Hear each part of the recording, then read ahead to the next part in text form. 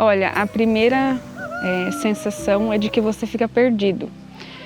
Você não sabe o que fazer, nem onde você vai, com quem você conversa. Primeiro vem a negação, né? Que a gente sempre fica com a dificuldade de aceitar. Mas eu e o meu esposo, Alessandro, sempre tivemos o pensamento que o tempo está correndo, né? Não é fácil. Não é fácil aceitar no começo, principalmente porque vem a preocupação do futuro, né? Como que será a nossa filha com 5, com 10, com 15 anos de idade?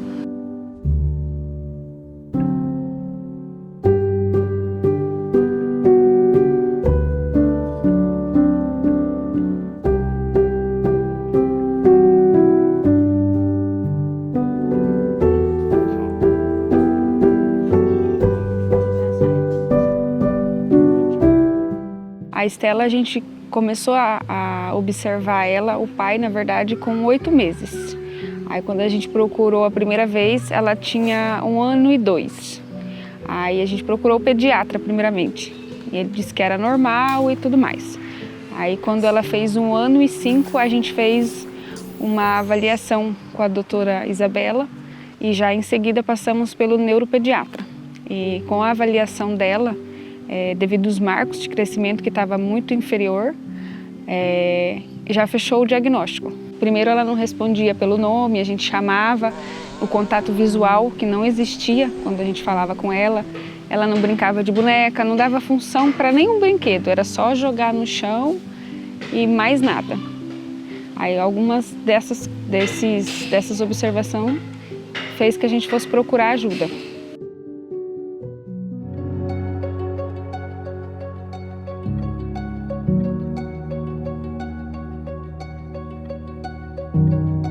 A Estela chegou pra gente muito pequenininha e durante todo o processo terapêutico ela tinha muitos atrasos e nós precisávamos trabalhar com esses atrasos. Olha, no começo bate uma insegurança, né? Será que a gente vai conseguir? Será que a gente vai conseguir o tratamento adequado? Como que ela vai crescer? Como que ela vai evoluir? Acho que é uma das coisas que mais preocupa os pais quando a gente recebe o diagnóstico. Porque, querendo ou não, a criança precisa de mais atenção, né? Tem dificuldades de coisas simples que para a criança é uma coisa muito difícil de ser realizada. A Estela, até 1 ano e meio, ela progrediu igual uma criança típica. Aí, a partir de 1 ano e meio, a gente não tinha conhecimento, mas existe uma coisa chamada poda neural. E a partir desse 1 ano e meio, muita coisa mudou. O contato visual, o jeito dela brincar, tudo ficou diferente. Mas ela já evoluiu muito desde o começo das terapias até hoje. O autismo, ele é caracterizado como um transtorno do neurodesenvolvimento. Então a gente pensa no autismo, ele precisa preencher alguns critérios diagnósticos para que a gente feche realmente o diagnóstico de transtorno do espectro autista. Então a criança ela precisa ter um déficit na linguagem, na reciprocidade social e um comportamento repetitivo e estereotipado. Então esse déficit na comunicação, ele vem desde a comunicação verbal, não verbal, no desenvolvimento dessa criança, de não compreender gestos, de não fazer os gestos, de ter uma dificuldade na comunicação ou a ausência da fala, que é onde os pais percebem no início. E um padrão de comportamento repetitivo. Então a criança faz muitas vezes determinado comportamento, um comportamento estereotipado, um comportamento diferente dos pares. E hoje a última estatística que a gente tem do CDC, que é um centro que pesquisa o autismo, é que a cada 36 crianças, uma é diagnosticada com autismo. O autismo ele sempre existiu, mas ele não era diagnosticado. Então, se a gente for pensar assim, há alguns anos atrás, as pessoas elas eram internadas em manicômios, elas eram internadas em clínicas, porque as pessoas não sabiam trabalhar com os comportamentos. O comportamento do autismo, de uma criança autista, a criança ela não é você não vai ter uma criança e colocar outra do lado e ela tem o mesmo comportamento. Ela tem critérios diagnósticos similares, mas os comportamentos não são os mesmos. Então, se a equipe que estiver trabalhando com essa criança não for muito bem estruturada, ela vai cada vez mais acumulando déficits. E antigamente esses déficits não eram trabalhados. Quando a pessoa chegava na fase adulta era muito difícil. Uma mensagem que é algo que eu penso muito, eu vejo que muitos pais, não é que talvez não se importam, mas deixa o tempo passar, né? E a gente não pode deixar o tempo passar. Então, se você tem alguma dúvida, tem que correr atrás, tem que aceitar, principalmente, né? Porque isso é o futuro do seu filho. Tem que ir atrás de todas as terapias e tem que dar o seu máximo para que esse tempo não passe e depois, quando ele atingir a adolescência, e tenha uma vida normal, né? É o futuro deles. Quando a família ela entende o papel, ela entende que se ela não estiver junto com a criança não vai desenvolver, a criança ela começa a desenvolver significativamente. Então, a partir do momento que os pais eles aceitam o diagnóstico, porque todo o processo do diagnóstico é muito difícil. O seu filho é o bem mais precioso que você tem. E quando vem um diagnóstico, as famílias elas tendem a não aceitar esse diagnóstico inicialmente. Então a gente passa por todas as fases do luto ali, a negação, a gente passa a questionar inúmeras coisas, procurar inúmeros médicos para que a gente consiga realmente, vamos fechar ou não o diagnóstico. Procure um profissional, procure ajuda. Eu tenho dúvidas. É melhor tirar essa dúvida do que ficar esperando o tempo correr e daí quando chegar lá na frente, fechar um diagnóstico. Porque quem perde é somente a criança. A terapia ajuda muito no futuro. A evolução da criança não é do dia para a noite. É coisas que demoram ao longo prazo. Não vai evoluir, daqui 30 dias. Vai demorar, mas você vai perceber aos poucos a evolução.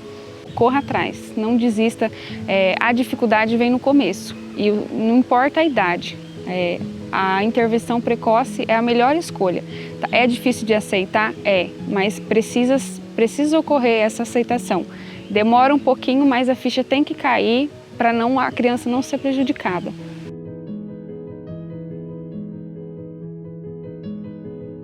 Eu não descobri. Foi uma professora, na primeira semana de aula, que teve esse olhar mais carinhoso, porque eu achava que tudo que ele fazia era normal. As crises de choro, eu pensava que era birra, como muita gente pensa, né, que crise de choro é birra. Seletividade alimentar, tudo eu pensava que era normal. Andar na pontinha do pé, então eu não imaginei que ele tinha essa condição. Quando saio com ele na rua, o jeitinho dele, as pessoas não entendem, julgam muito, falam muita bobagem, até dizem que é doença, e autismo não é doença.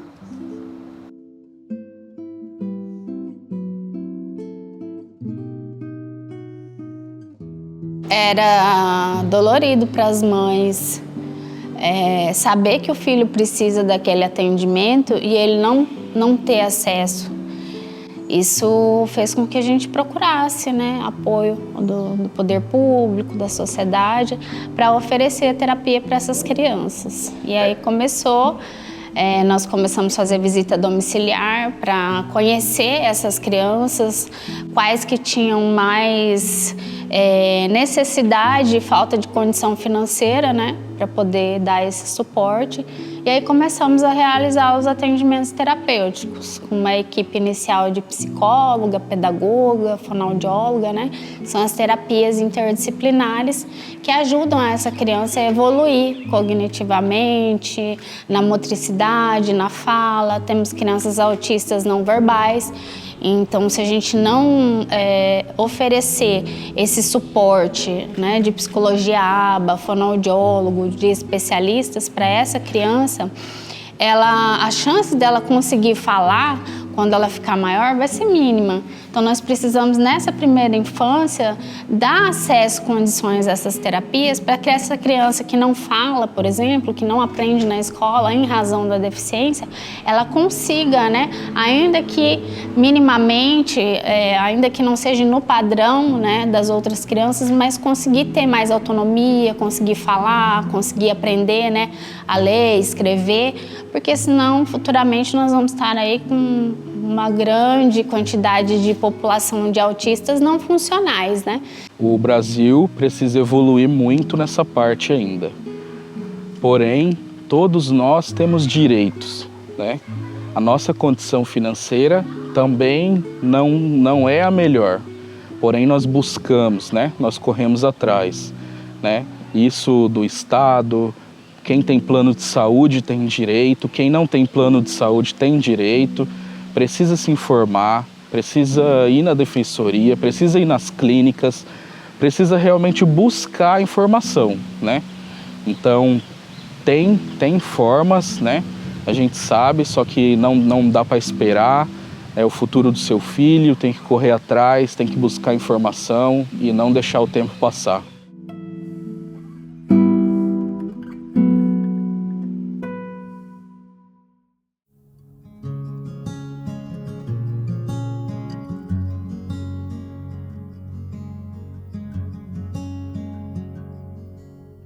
A AMA, ela só chegou aonde está, ela só começou e chegou aonde está, porque antes de estar no meu coração, estava no coração de Deus. Então, é um projeto que Deus implantou no meu coração, então eu só sou um instrumento. Foi Deus que oportunizou que tudo isso fosse construído e usou nós como pessoas, né? Usou o seu Roberto, usou a mim, para ser instrumento dessa obra. A AMA, ela vem aproximar mais as pessoas do autismo, para as pessoas entenderem o que é o autismo. A AMA é uma luz, ainda é pequena, a gente ainda tem muito o que crescer. Quando o Francisco sair da AMA, com certeza nós estaremos dando todo o apoio, porque a AMA é uma luz maravilhosa. Sinop ainda vai ter muito a ganhar com a AMA.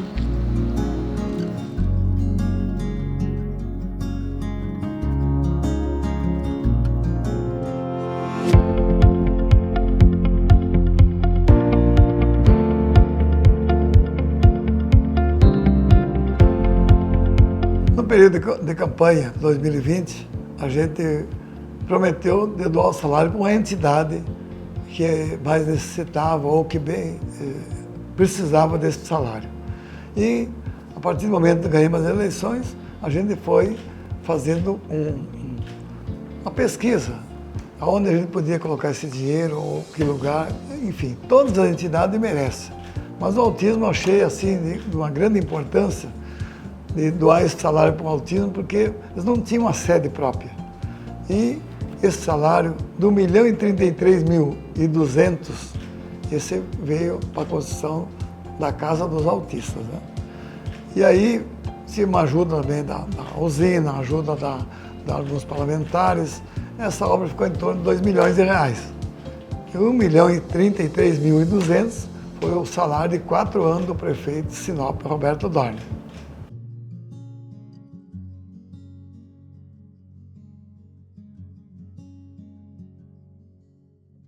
Eu tenho uma filha com um transtorno do espectro autista, o nome dela é Valentina, inclusive ela está aí, corre o tempo inteiro para lá e para cá.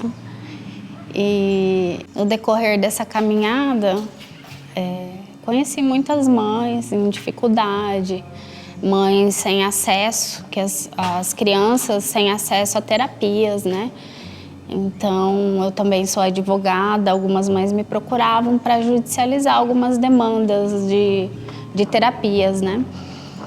E isso foi me movendo no primeiro momento, o intuito era criar uma associação não para atendimentos terapêuticos, mas para fortalecer a garantia de direitos da pessoa com TEA. E o intuito era justamente que pessoas com transtorno do espectro autista tivessem uma entidade para quem procurar, onde tivesse um auxílio, né, uma denúncia, que o filho estivesse sem terapia ou que teve alguma lesão do direito, né, para que tivesse um órgão de apoio, de referência.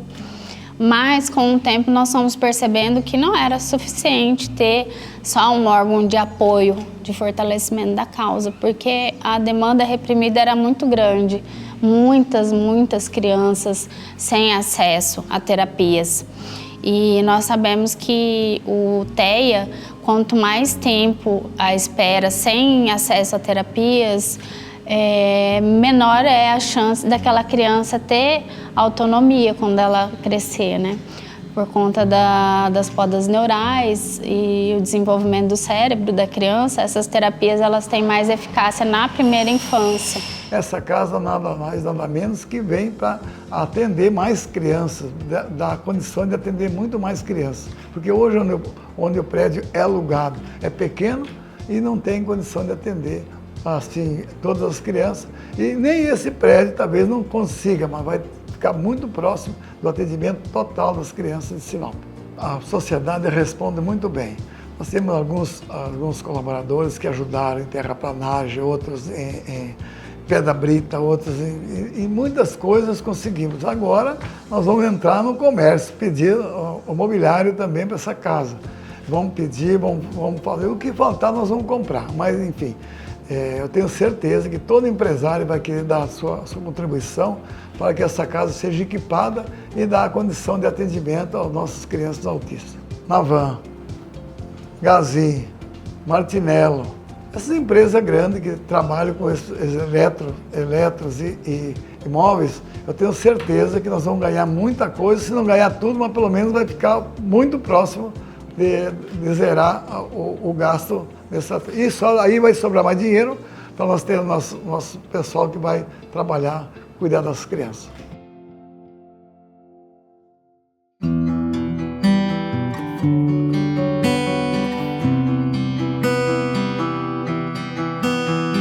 A professora me orientou a ir no pediatra e foi muito difícil, porque neuropediatra há 5 anos atrás era mais difícil que agora.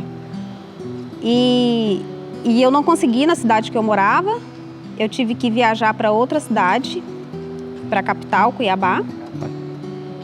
E lá em Cuiabá, através de uma liminar do juiz, foi que a gente conseguiu um neuropediatra, para só então esse neuropediatra dar o diagnóstico do Francisco.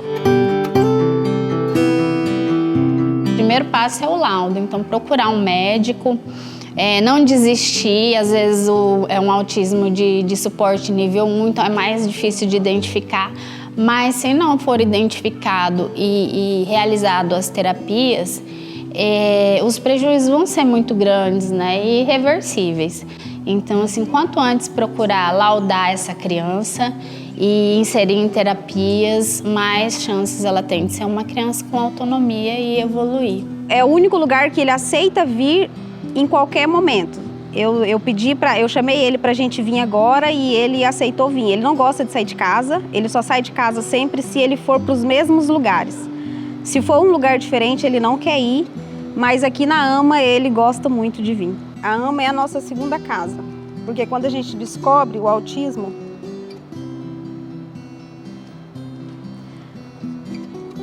abre uma vala muito grande entre você e o mundo. E a AMA, com muito carinho, aproxima a gente de muitas possibilidades. Porque ver o Francisco evoluir, ver o Francisco socializar, falar, não tem preço. Até mesmo pedir água para ele não é muito simples. Como para a gente é simples, mas para o Francisco não é simples.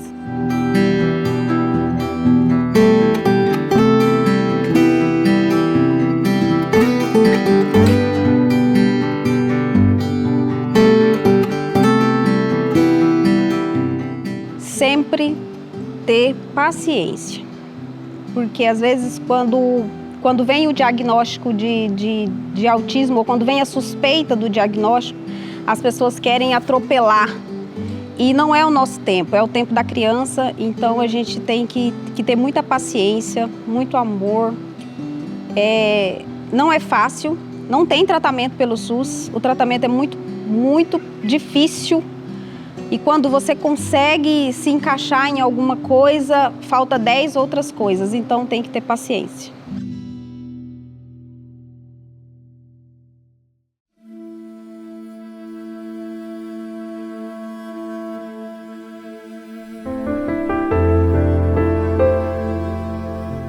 Eu não sei o futuro, mas o que eu consigo fazer para ela hoje, eu corro atrás e eu faço. Vá procurar ajuda, não tem condições de pagar um advogado, vá na Defensoria Pública, eles vão orientar, eles vão mostrar o caminho, mas não desista, vá até o final que dá certo. A Estela chegou pra gente, ela tinha aproximadamente 1 ano e meio de idade, ali 1 ano e 6 meses, né? Nós começamos o processo de intervenção dela para que a gente trabalhasse a base e realmente identificasse os déficits da Estela. A partir desse momento, nós traçamos objetivos terapêuticos para a casa e para a clínica, para que a família trabalhasse, como a gente tinha uma carga horária reduzida, para que a família trabalhasse todos esses déficits enquanto ela não estivesse na clínica. Então, foi sugerido para que a família montasse uma estrutura de ambiente de setting terapêutico, como vocês viram, que tem todos os brinquedos, a prateleira, o tatame, acho que agora está com o tapete, a mesinha. E aí nós tínhamos os objetivos terapêuticos clínica e os objetivos terapêuticos em casa, para que eles fizessem em casa e nos ambientes externos, como parque e tudo mais, para que a gente ampliasse esse repertório dela. A Estela, ela teve um período que ela desenvolveu, aí estagnou esse desenvolvimento, né? E aí, com o passar do tempo, conforme a gente foi aumentando essa carga horária, ela passou a desenvolver cada vez mais. Hoje, a Estela já consegue verbalizar, então ela era uma criança não verbal até aproximadamente 5, 6 meses atrás. E hoje ela já é verbal, ela tem soltado algumas palavrinhas, ela tem demonstrado intenção comunicativa, compartilhamento, ela tem buscado as outras crianças para brincar, ela tem feito o repertório da parte de autonomia e autocuidado de forma independente. Então, assim, o desenvolvimento dela tem caminhado e ela tem trilhado esse desenvolvimento cada vez mais. O que mais vale para a gente hoje é a comunicação, né, que ela não tinha.